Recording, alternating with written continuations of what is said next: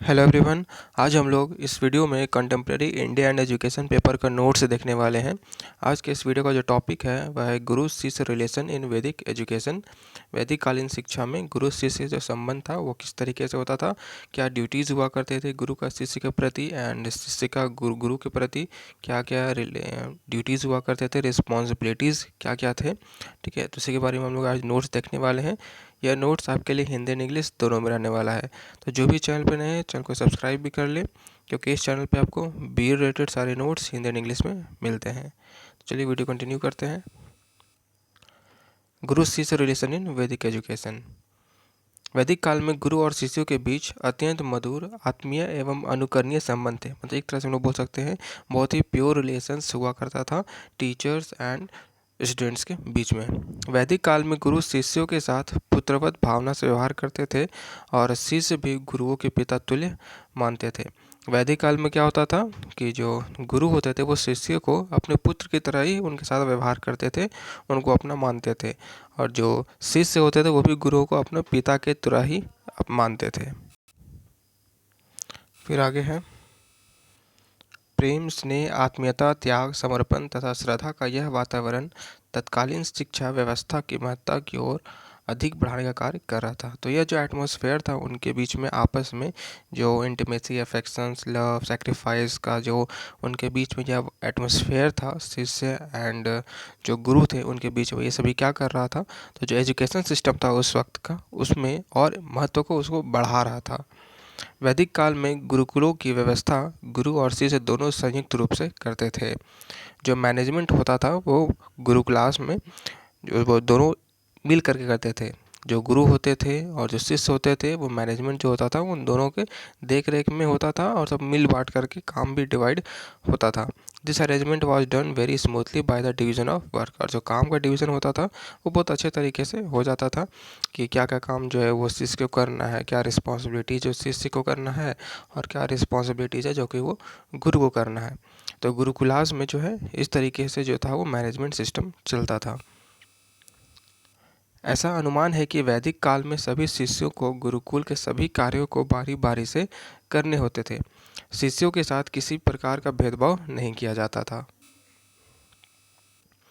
अब देखते हैं रिस्पॉन्सिबिलिटीज़ और duties of the Guru toward the disciples in the वैदिक पीरियड। अब गुरु की क्या रिस्पॉन्सिबिलिटीज़ या ड्यूटीज़ थे अपने शिष्यों को लेकर के, उसको देखते हैं। तो वैदिक काल में गुरु शिष्यों के प्रति पूर्ण रूप से उत्तरदायी होते थे।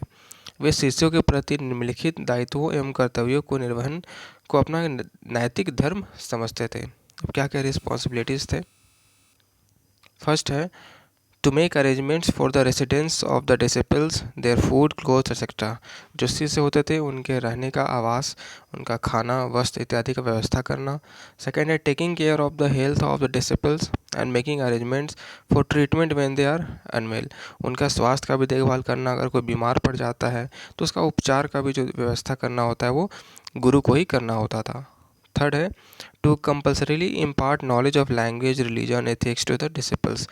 जो शिष्यों को भाषा, धर्म, नीति शास्त्र का ज्ञान अनिवार्य रूप से कराना होता था। फिर आगे है फोर्थ पॉइंट है to teach specific subjects and activities to the disciples according to their ability. Early Vedic period में क्या होता था कि जो डिसिपल्स को जो सब्जेक्ट पढ़ाया जाता था या एक्टिविटीज़ कराया जाता था ये उनके एबिलिटी के अकॉर्डिंग उनको कराया जाता था।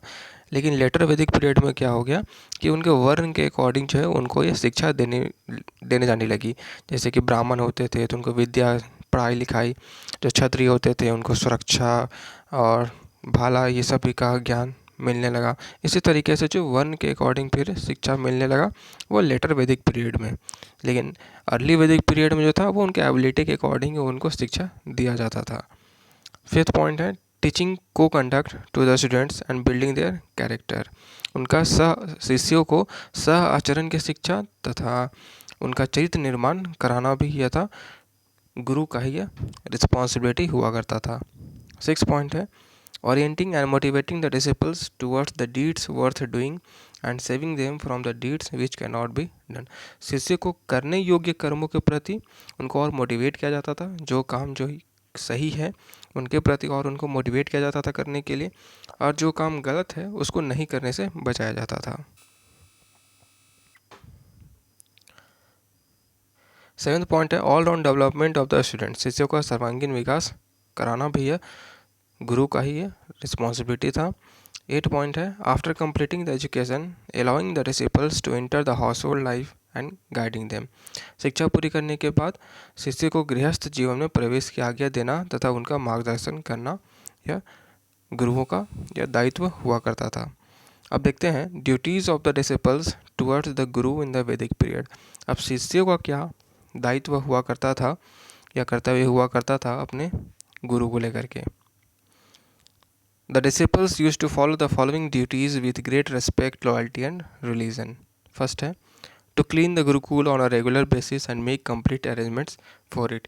जो गुरुकुलास में जो वो रहते थे गुरुकुल में, तो उसका जो साफ़ सफाई होता था रेगुलर बेसिस पे करना और प्रॉपर अरेंजमेंट भी रखना, व्यवस्था करना, वह शिष्यों का ही काम होता था। नेक्स्ट है cleaning of the guru's house, making regular arrangements for guru's bath and worship lessons. जो गुरु गृह होता था उसका साफ सफाई करना, गुरु के स्नान एवं पूजा पाठ इत्यादि की जो भी नित्य प्रति व्यवस्था जो था वो शिष्य को ही करना होता था। थर्ड है begging for arms and arranging food for the guru and the residents of the gurukul. अब गुरुकुल में जो भी लोग रह रहे हैं, चाहे वो फिर गुरु खुद ही हो, ठीक है, तो गुरुकुल में वो सभी के लिए जो खाना होता था उसके लिए भिक्षा मांगना, ठीक है, भोजन की व्यवस्था करना, ये सभी शिष्यों का कर्तव्य हुआ करता था। फोर्थ पॉइंट है to make arrangements for the night rest of the guru, guru के रात्रि विश्राम का भी व्यवस्था करना।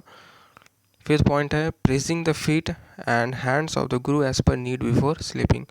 अगर गुरु के मतलब मीन्स गुरु के सोने से पूर्व मतलब पहले अगर उनको ज़रूरत है तो उनका हाथ पैर भी दबाना। 6 पॉइंट है follow the orders of the Guru with complete devotion, गुरु के आदेशों का पूर्ण निष्ठा से पालन करना। 7वां पॉइंट है गुरु को माता पिता तुल्य मानना, क्योंकि गुरुकुल में क्या है, गुरु ही सबसे जो है तो पेरेंट्स की तरह जो है गुरु ही है उनके सामने फ़िलहाल, तो उनको माता पिता के तुल्य मानते थे। 8 पॉइंट है after completion of education offering dakshina according to ability and faith. और जब उनका यह एजुकेशन जो था 24 साल का जब यह कंप्लीट हो जाता था तो फिर उनके एबिलिटी के अकॉर्डिंग वो उनको दक्षिणा अर्पण करते थे अपने गुरु को। 9 पॉइंट है even after living gurukul have a sense of respect for the guru, respect him and follow his guidance and teachings. अब एजुकेशन ले लेने के बाद जब आप गुरुकुल छोड़ दिए, जब वहाँ के जो शिष्य हुआ करते थे वो जब गुरुकुल छोड़ देते थे, उसके बावजूद भी अपने गुरु के प्रति आदर भाव रखना, उनका सम्मान करना तथा उनके मार्गदर्शन एवं उपदेशों का पालन करना, ये सभी चीज़ें जो थी वो शिष्यों का एक कर्तव्य हुआ करता था अपने गुरु के प्रति। तो यह वीडियो यह था गुरु और शिष्य का संबंध वैदिककालीन शिक्षा के समय में। तो अगर यह नोट्स आपको अच्छे लगे हो तो वीडियो को लाइक करें, चैनल को सब्सक्राइब करें और अपने दोस्तों के पास भी इसे ज़रूर शेयर करें। तो मिलते हैं हम लोग नेक्स्ट वीडियो में।